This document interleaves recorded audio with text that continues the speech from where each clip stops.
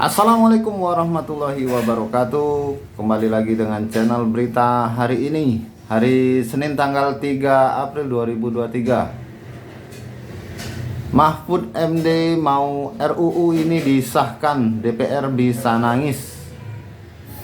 Jakarta, CNBC Indonesia. Menteri Koordinator Bidang Politik, Hukum, dan Keamanan Mahfud MD tengah memperjuangkan persetujuan rancangan undang-undang atau RUU perampasan aset tindak pidana dan RUU pembatasan transaksi uang kartal. Pasalnya regulasi tersebut bisa melacak lebih jauh tindak pidana pencucian uang atau TPPU. Dalam upaya tersebut, Mahfud terang-terangan meminta pertolongan khusus kepada anggota Dewan Komisi 3 DPR saat membahas transaksi janggal di Kementerian Keuangan atau Kemenko senilai 349 triliun rupiah. Bahkan permohonan tersebut langsung disampaikan Mahfud kepada Ketua Komisi 3 DPR RI, Bambang Wuryanto alias Bambang Pacul. Saya ingin usulkan gini, sulit memberantas korupsi itu. Tolong melalui Pak Bambang Pacul, Pak, undang-undang perampasan aset tolong didukung biar kami bisa mengambil begini-begininya.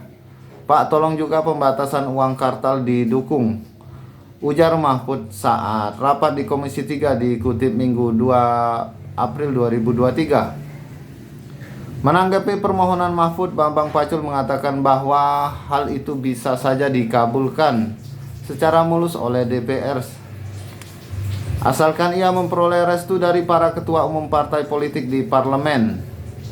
Maka dari itu Bambang meminta Mahfud melobi para ketua umum partai politik.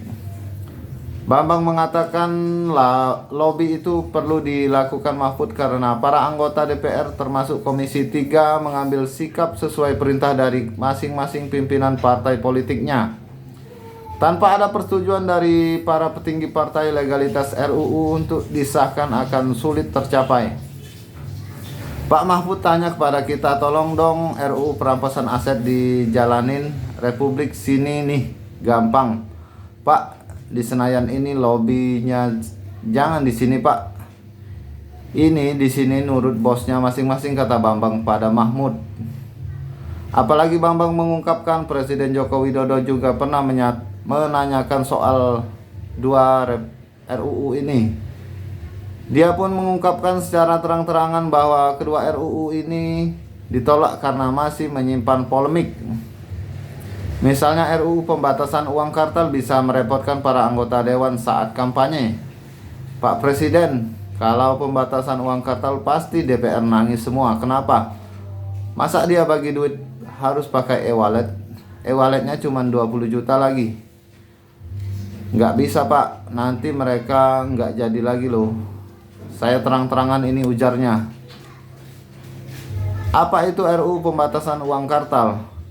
Mengacu laman resmi Indonesia Corruption Watch ICW, RUU tersebut sebenarnya sudah ada sejak 2017, tetapi tidak pernah dibahas meskipun telah masuk ke dalam daftar program legislasi nasional atau prolegnas 5 tahunan.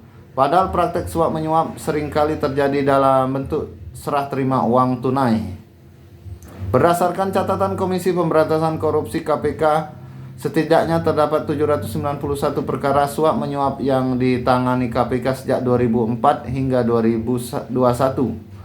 Pola transaksi secara tunai juga sering terjadi dalam tindak pidana pencucian uang. Keduanya sama-sama bertujuan untuk mengaburkan dan menghapus jejak transaksi dan aliran dana kotor tersebut. RUU pembatasan transaksi tunai dapat memperkuat regulasi yang sudah ada dengan membatasi transaksi uang kartal secara lebih menyeluruh, agar modus kejahatan finansial yang umumnya dilakukan dengan transaksi tunai untuk mengaburkan dan menghilangkan jejak dapat diminimalisasi.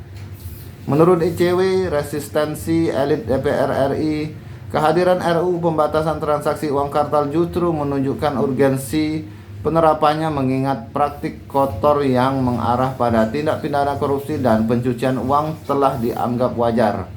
Baik, demikian info dari berita hari ini. Terima kasih bagi yang sudah nonton video ini, dan jangan lupa dukung channel ini dengan cara subscribe bagi yang belum, like dan share agar kita dapat terus memberikan info-info terbaru setiap harinya. Saya akhiri, wabillahi taufik wal hidayah. Wassalamualaikum warahmatullahi wabarakatuh.